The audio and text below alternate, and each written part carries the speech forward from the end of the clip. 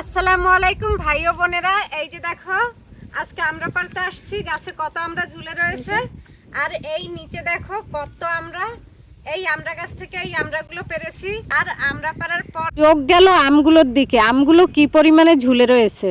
তো কি আর করার, আম দেখে তো আমার জিভে জল চলে আসছে। তাই আমরা তিনজন মিলে এই একটা আম পেরে খেলাম। এই যে দেখো 12 মাসি আম।